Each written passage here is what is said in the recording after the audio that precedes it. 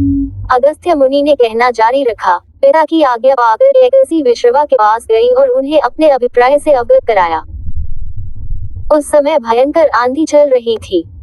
आकाश में मेघ गरज रहे थे। कैकसी का अभिप्राय जानकर विश्रवा ने कहा कि भद्रे,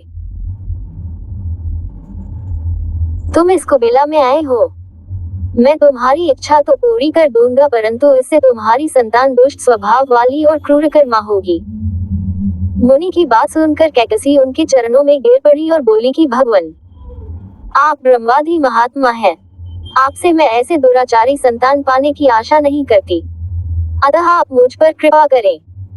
कैकसी के वचन सुनकर मुनि विश्रवा ने कहा कि अच्छा, तो तुम्हारा सबसे छोटा पुत्र सदाचारी और धर्मात्मा होगा। इस प्रकार कैकसी के 10 मुख वाले पुत्र का जन्म हुआ, जिसका नाम दशग्रीव रखा गया। उसके पश्चात कुंभकर्ण, शूर्पणखा और विभीषण के जन्म हुए। दशग्रीव और कुंभकर्ण अत्यंत दुष्ट थे, किंतु विभीषण धर्मात्मा प्रकृति का था। दशग्रीव ने अपने भाइयों सहित ब्रह्मा जी की तपस्या की। ब्रह्मा के प्रसन्न होने पर दशग्रीव ने मांगा कि मैं गरुड़, नाग, यक्ष, दैत्य, दानव, राक्षस तथा देवताओं के लिए अवध्य हो जाऊं। ब्रह्मा जी ने तथास्तु कहकर उसकी इच्छा पूरी कर दी। विभीषण ने धर्म में अविचल मति का और कुंभकर्ण ने वर्षों तक सोते रहने का वरदान पाया। फिर दशग्रीव ने लंका के राजा कुबेर को विवश किया कि वह लंका छोड़कर अपना राज्य उसे सौंप दे। अपने पिता विश्रवा के समझाने पर कुबेर ने लंका का परित्याग कर दिया और रावण अपनी सेना, भाइयों तथा सेवकों के साथ लंका में रहने लगा। लंका में जम जाने के बाद अपने बहन शूर्पणखा का विवाह कालका के पुत्र दानवराज विद्युविह्वा के साथ कर दिया। उसने स्वयं दिति के पूर्वमय की कन्या मंदोदरी से विवाह किया, जो हेमा नामक अप्सरा के गर्भ से उत्पन्न हुई थी। विरोचन कुमार बलि की पुत्री विचृज्वला से कुंभकर्ण का और गंधर्वराज महात्मा शैलूष की कन्या सरमा से विभीषण का विवाह हुआ। कुछ समय पश्चात मंदोदरी ने मेघनाद को जन्म दिया, जो इंद्र को परास्त कर संसार में इंद्रजित के नाम से प्रसिद्ध हुआ।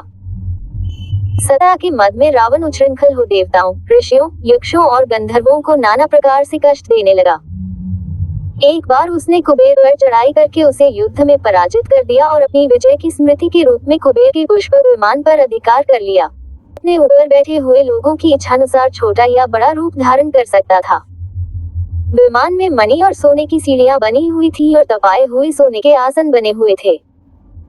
उस विमान पर बैठकर जब वह शरवण नाम से प्रसिद्ध सरकंडों के विशाल वन से होकर जा रहा था, तो भगवान शंकर के पार्षद नंदीश्वर ने उसे रोकते हुए कहा कि दशग्रीव, इस वन में स्थित पर्वत पर भगवान शंकर क्रीड़ा करते हैं, इसलिए यहाँ सभी सुर, असुर, यक्ष आदि का आना निषिद्ध कर दिया गया है। नंदीश्वर के वचनों से क्रुद्ध होकर रावण विमान से उतरकर भगवान शंकर की ओर चला। उसे रोकने के लिए उससे थोड़ी दूर पर हाथ में शूल लिए नंदी दूसरे शिव की भांति खड़े हो गए। उनका मुख वानर जैसा था। उसे देखकर रावण ठहाका मारकर हंस पड़ा। इससे कुपित हो नंदी बोले कि दशानन, तुमने मेरे वानर रूप की अवहेलना की। हमारे कुल का नाश करने के लिए मेरे ही समान पराक्रमी रूप और ऐसे संपन्न वानर उत्पन्न होंगे। रावण ने इस ओर तनिक भी ध्यान नहीं दिया और बोला कि जिस पर्वत ने मेरे विमान की यात्रा में बाधा डाली है, आज मैं उसी को उखाड़ फेंकूंगा। ये कहकर उसने पर्वत के निचले भाग में हाथ डालकर उसे उठाने का प्रयत्न किया। जब पर्वत हिलने लगा तो भगवान शंकर ने उस पर्वत को अपने पैर के अंगूठे से दबा दिया। इससे रावण का हाथ बुरी तरह से दब गया और वह पीड़ा से चिल्लाने लगा। जब वह किसी प्रकार से हाथ न निकाल सका तो रोते रोते भगवान शंकर की स्तुति और क्षमा प्रार्थना करने लगा। इस पर भगवान शंकर ने उसे क्षमा कर दिया और उसकी प्रार्थना करने पर उसे एक चंद्रहास नामक खड्ग भी दिया। अगस्त्य मुनि ने कथा को आगे बढ़ाया। एक दिन हिमालय प्रदेश में भ्रमण करते हुए रावण ने ब्रह्मर्षि कुशध्वज की कन्या वेत्रवती को तपस्या करते देखा। वह उस पर मुग्ध हो गया और उसके पास आकर उसका परिचय तथा अविवाहित रहने का कारण पूछा। वेत्रवती ने अपने परिचय देने के पश्चात बताया कि मेरे पिता विष्णु से मेरा विवाह करना चाहते थे। इससे क्रुद्ध होकर मेरी कामना करने वाले दैत्यराज शंभु ने सोते में उनका वध कर दिया। मेरी माता भी दुखी होकर चिता में प्रविष्ट हो गई। तब से मैं अपने पिता की इच्छा पूरी करने के लिए भगवान विष्णु की तपस्या कर रही हूँ। उन्हीं को मैंने अपना पति मान लिया है। पहले रावण ने वेत्रवती को बातों में फुसलाना चाहा, फिर उसने जबरदस्ती करने के लिए उसके केश पकड़ लिए। वेदवती ने एक ही झटके में पकड़े हुए केश काट डाले। फिर ये कहती हुई अग्नि में प्रविष्ट हो गई कि दुष्ट, तूने मेरा अपमान किया है। इस समय तो मैं ये शरीर त्याग रही हूँ, परंतु तेरा विनाश करने के मैं अयोनिजा कन्या के रूप में जन्म लेकर किसी धर्मात्मा की पुत्री बनूंगी। अगले जन्म में वह कन्या कमल के रूप में उत्पन्न हुई। उस सुंदर कांति वाली कमल कन्या को एक दिन रावण अपने महलों में ले गया। उसे देखकर ज्योतिषियों ने कहा कि राजन, यदि यह कमल कन्या आपके घर में रही तो आपके और आपके कुल के विनाश का कारण बनेगी। ये सुनकर रावण ने उसे समुद्र में फेंक दिया। वहां से वह भूमि को प्राप्त होकर राजा जनक के यज्ञ मंडप के मध्यवर्ती भूभाग में जा पहुंची। वहां राजा द्वारा हल से जोती जाने वाली भूमि से वह कन्या फिर प्राप्त हुई। वेदवती सीता के रूप में आपकी पत्नी बनी और आप स्वयं सनातन विष्णु हैं। शाप से मार डाला। आप तो उसे मारने में केवल निमित्त मात्र थे। अनेक राजा महाराजाओं को पराजित करता हुआ दशग्रीव इक्ष्वाकु वंश के राजा अनरण्य के पास पहुंचा, जो अयोध्या पर राज्य करते थे। उसने उन्हें भी द्वंद्व युद्ध करने अथवा पराजय स्वीकार करने के लिए ललकारा।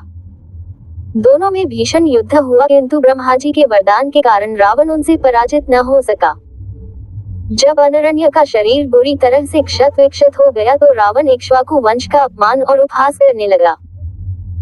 इससे कुपित होकर अनरण्य ने उसे शाप दिया कि तूने अपने विनपूर्ण शब्दों से इक्ष्वाकु वंश का अपमान किया है, इसलिए मैं तुझे शाप देता हूँ कि महात्मा इक्ष्वाकु के इसी वंश में दशरथ नंदन राम का जन्म होगा, जो तेरा वध करेंगे। ये कहकर राजा स्वर्ग से धार गए। रावण की उद्दंडता में कमी नहीं आई। राक्षस या मनुष्य जिसको भी वह शक्तिशाली पाता, उसी के साथ जाकर युद्ध करने लगता। एक बार उसने सुना कि किष्किंधापुरी का राजा वाली बड़ा बलवान और पराक्रमी है, तो वह उसके पास युद्ध करने के लिए जा पहुंचा। वाली की पत्नी तारा के पिता सुषेण, युवराज अंगद और उसके भाई सुग्रीव ने उसे समझाया कि इस समय वाली नगर से बाहर संध्योपासना के लिए गए हुए हैं। वे ही आपसे युद्ध कर सकते हैं। पराक्रमी नहीं है जो आपके साथ युद्ध कर सके, इसलिए आप थोड़ी देर उनकी प्रतीक्षा करें। फिर सुग्रीव ने कहा कि राक्षसराज, सामने जो शंख जैसे हड्डियों के ढेर लगे हैं वे वाली के साथ युद्ध की इच्छा से आए आप जैसे वीरों के ही हैं। वाली ने इन सबका अंत किया है। यदि आप अमृत पीकर आए होंगे तो भी जिस क्षण वाली से युद्ध करेंगे, वह क्षण आपके जीवन का अंतिम क्षण होगा। यदि आपको मरने की बहुत जल्दी हो तो आप दक्षिण सागर के तट पर चले जाइए, वहीं आपको वाली के दर्शन हो जाएंगे। सुग्रीव के वचन सुनकर रावण विमान पर सवार हो तत्काल दक्षिण सागर में उस स्थान पर जा पहुंचा जहां वाली संध्या कर रहा था। मैं चुपचाप वाली पर आक्रमण कर दूंगा। वाली ने रावण को आते देख लिया, परंतु वह तनिक भी विचलित नहीं हुआ और वैदिक मंत्रों का उच्चारण करता रहा। जो ही उसे पकड़ने के लिए रावण ने पीछे से हाथ बढ़ाया, सतर्क वाली ने उसे पकड़कर अपनी कांख में दबा लिया और आकाश में उड़ चला। रावण बार बार वाली को अपने नखों से कचोटता रहा, किंतु वाली ने उसकी कोई चिंता नहीं की। तब उसे छुड़ाने के लिए रावण के मंत्री और अनुचर उसके पीछे शोर मचाते हुए दौड़े, पास तक न पहुंच सके। इस प्रकार वाली रावण को लेकर पश्चिमी सागर के तट पर पहुंचा। वहां उसने संध्योपासना पूरी की। फिर वह दशानन को लिए हुए किष्किंधापुरी लौटा। अपने उपवन में एक आसन पर बैठकर उसने रावण को अपनी आंख से निकालकर पूछा कि अब कहिए आप कौन हैं और किस लिए आए हैं। रावण ने उत्तर दिया कि मैं लंका का राजा रावण हूँ, आपके साथ युद्ध करने के लिए आया था। मैं आपका अद्भुत बल देख लिया। अब मैं अग्नि की साक्षी देकर आपसे मित्रता करना चाहता हूँ। फिर दोनों ने अग्नि की साक्षी देकर एक दूसरे से मित्रता स्थापित की।